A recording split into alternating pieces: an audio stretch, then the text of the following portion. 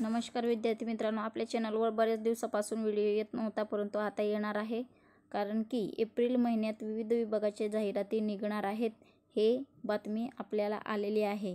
त्याच्यानुसार आपण सराव प्रश्नपत्रिका सुरू करणार आहोत. हे जेडपीसाठी सर्वच पदासाठी ही प्रश्नपत्रिका उपयुक्त असणार आहे.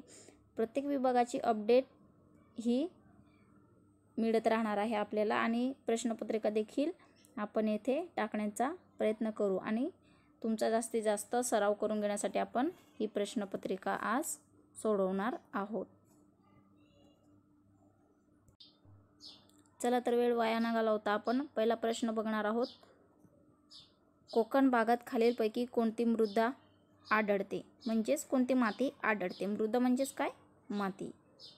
तर याचं उत्तर आहे 1 जांभी मृदा.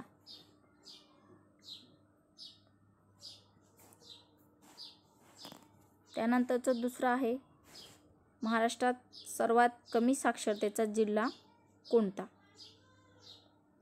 तुम्हाला उत्तर येत असेल तर सांगा, नसेल येत तर मी सांगते तुम्हाला. सगळ्यात कमी साक्षरता ही नंदुरबार जिल्ह्याची आहे.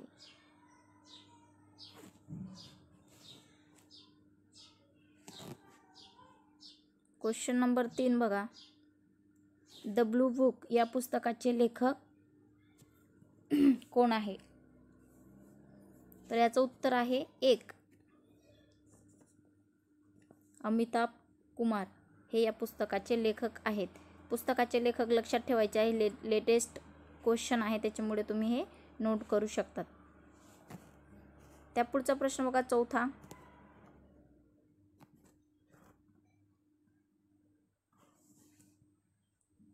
सॉरी, इथे टायपिंग मिस्टेक झालेली आहे.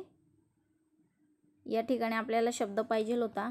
लोण्यामध्ये स्निग्धांशाचे सरासरी प्रमाण किती टक्के आहे? लोणीमध्ये असं विचारलेला होता. करेक्शन करून घ्या. तर इथं याचं आहे 85%. उत्तर आहे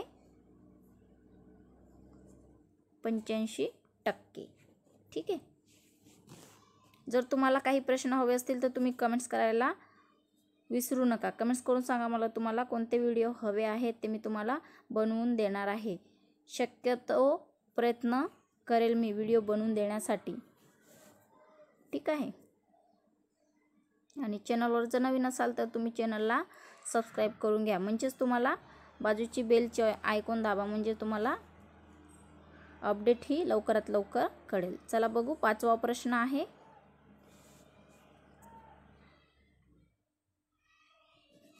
प्रतिष्ठित बोल्ट्झमन पुरस्कार मिळवणारे पहिले भारतीय व्यक्तिमत्व कोणते? असा हा क्वेश्चन आहे. आत्ताच हा पुरस्कार देण्यात आलेला आहे. हा दीपक थर यांना देण्यात आलेला आहे.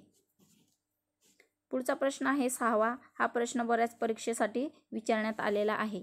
भारतातील सर्वाधिक लांब राष्ट्रीय महामार्ग कोणता? तर तो आहे NH44. कोणता आहे? NH44. हा सर्वात लांब भारतातील महामार्ग आहे. बऱ्याच परीक्षेला हा प्रश्न येतो, नोट करू शकता तुम्ही. 7वा प्रश्न बघा.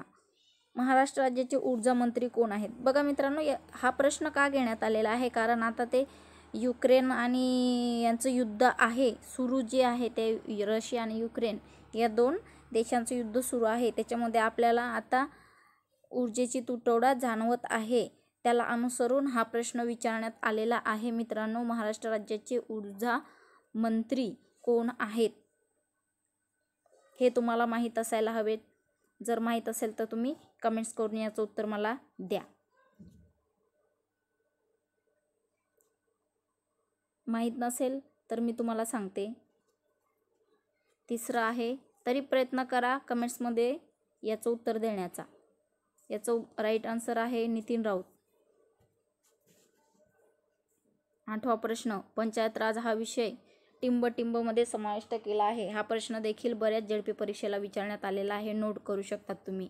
याचं उत्तर आहे राज्य सूची. चला पुढे. युनेस्कोच्या वारसा यादीत देशातील किती स्थळांचा समावेश झाला आहे? किती स्थळांचा समावेश झाला आहे? तर तो आहे एकूण 40 स्थळं हे युनेस्कोच्या वारसा यादीत आतापर्यंत आहेत. Question number 10. No one is too small to make a difference या पुस्तकाचे लेखक किंवा लेखिका कोण आहे? असा प्रश्न येथे आहे. हा पण लेटेस्ट जनरल नॉलेजवर आधारित प्रश्न आहे. तर याचं उत्तर आहे ग्रेटा थनबर्ग. याची माहिती तुम्ही काढून ठेवायची आहे. हा प्रश्न येण्याची शक्यता आहे. पुस्तकाविषयी 2 प्रश्न आपण बघितले. हे आताची लेटेस्ट आहे, त्याच्यामुळे तुम्ही हे प्रश्न नोट करू शकता. पुढचा आहे. कोणती व्यक्ती उत्तराखंड राज्याचे सर्वात तरुण मुख्यमंत्री ठरली आहे? पुष्कर सिंग धामी. ऑप्शन नंबर 2 बरोबर आहे. त्यानंतर 12 नंबरचा प्रश्न. संविधान सभेने राष्ट्रगीताचा स्वीकार कधी केला? जवळजवळ हा प्रश्न बऱ्याच जणांना माहिती असेल, तरी मी याचा आन्सर सांगते. 24 जानेवारी 1950. मित्रांनो, तुम्हाला हा प्रश्न चुकवण्यासाठी 24 जानेवारी 1949 सुद्धा देऊ शकतात. लक्षात ठेवायचं 24 जानेवारी 1950 हे त्याचं बरोबर उत्तर आहे. 13वा प्रश्न बघा. भारताची पहिली जनगणना कोणत्या व्हाईसरायच्या काळात झाली आहे? हा प्रश्न आहे हिस्ट्रीचा आहे. कोणत्या व्हाईसरायच्या काळात पहिली जनगणना झालेली आहे? आणि आताची जनगणना कितवी होणार आहे हे सुद्धा तुम्ही मला कमेंट्स करून सांगायला विसरू नका. तर याचं उत्तर आहे 4. लॉर्ड मेयो यांच्या काळामध्ये पहिली जनगणना ही करण्यात आली होती. 14 नंबरचा प्रश्न आहे. मुघल शासन काळात मसबदारी प्रणाली कोणी सुरू केली? हा पण महत्त्वाचा प्रश्न आहे. अकबर, शहाजहान, जहांगीर आणि बाबर यांच्याविषयी तुम्ही जनरल माहिती काढून ठेवायची आहे, कारण यांच्यावर एकतरी प्रश्न हा विचारला जातो. याच्यामध्ये त्यांनी आता काय म्हटलेलं आहे? मसबदारी ही प्रणाली कोणी सुरू केली? तर ती अकबर बादशाह यांच्या दरबारामध्ये ही प्रणाली सुरू करण्यात आली होती. त्याचं उत्तर आहे 4. अकबर बादशाह. 15वा आहे. राष्ट्रीय बालिका दिन कधी साजरा केला जातो? सांगा बरं. कोणाच्या जन्मदिनाच्या दिवशी बालिका दिन साजरा केला जातो? 24 जानेवारी हे याचं राईट आन्सर आहे. 24 जानेवारी कोणाचा बड्डे असतो? सांगा मला. तर हा बालिका दिवस हा आपण साजरी करतो. कमेंट्समध्ये सांगा मला कोणाच्या बड्डेच्या दिवशी बालिका दिवस साजरा केला जातो. कमेंट्स करून सांगा. बघा, कमेंट्स करा म्हणजे मला तुमचा प्रतिसाद किती आहे ते मला कळेल. याचं उत्तर आहे 24. ठीक आहे, 15चा. 16 नंबरचा क्वेश्चन बघा. देशी वृत्तपत्रे कायदा खालीलपैकी कोणी संमत केला? कोणी संमत केला? Lord Lytton. कोणी सुरू केला? Lord Lytton. न आहे इथं, टायपिंग मिस्टेक आहे. इथं आहे न. काय आहे? न. लॉर्ड लिटन असं त्याचं उत्तर आहे.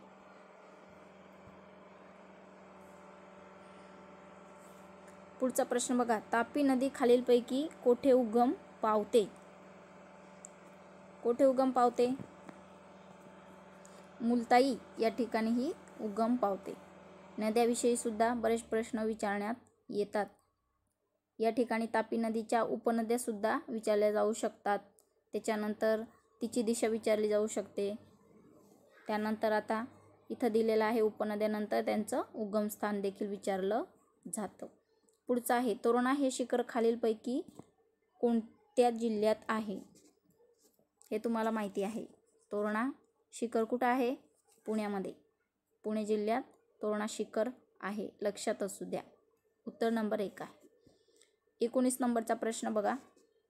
केंद्रीय गुन्हे अन्वेषण विभागाचे मुख्यालय कोठे आहेत? बऱ्याच ठिकाणी मुख्यालयाविषयी प्रश्न असतात. जे महत्त्वाचे मुख्यालय आहे ते तुमचे पाठ असले पाहिजेत. गुन्हे अन्वेषण विभागाचे मुख्यालय कोठे आहे? तर ते आहे नवी दिल्ली या ठिकाणी. हे याचं राईट आन्सर आहे. पुढचा आणि अतिशय महत्त्वाचा आपला आवडता प्रश्न आहे.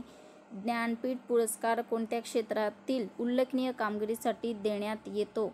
शेवटचा प्रश्न आहे, लक्षात असू द्या. हा प्रश्न विचारला जाऊ शकतो. तुम्ही IMP म्हणून या प्रश्नाकडे बघू शकता. डोळे मिटून तुम्ही हा प्रश्न पाठ करू घ्या. कोणत्या क्षेत्रासाठी दिला जातो? तर तो आहे साहित्य क्षेत्र. साहित्य क्षेत्रासाठी ज्ञानपीठ पुरस्कार हा दिला जातो.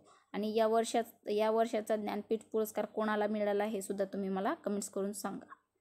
असेच प्रश्न आपण पुढेही बघणार आहोत. आजच्या व्हिडिओमध्ये आपण एवढेच 20 प्रश्न घेणार आहोत, कारण जास्त प्रश्न घेतले की तुम्हाला थोडंसं बोरिंग सारखं वाटेल, म्हणून मी आज 20च प्रश्न घेतले. जर तुम्हाला संख्या वाढवायची की नाही हे मला तुम्ही कमेंट्स करून सांगायला विसरू नका. आणि हो, चॅनलला सबस्क्राईब करायला विसरू नका. जास्तीत जास्त मित्रांना शेअर करा, म्हणजेच तुमच्याबरोबरच तुमच्या ग्रुपवर शेअर करा, म्हणजे त्या मुलांना देखील याचा फायदा होणार आहे. भेटूया पुढच्या व्हिडिओमध्ये लवकरच. तोपर्यंत बाय.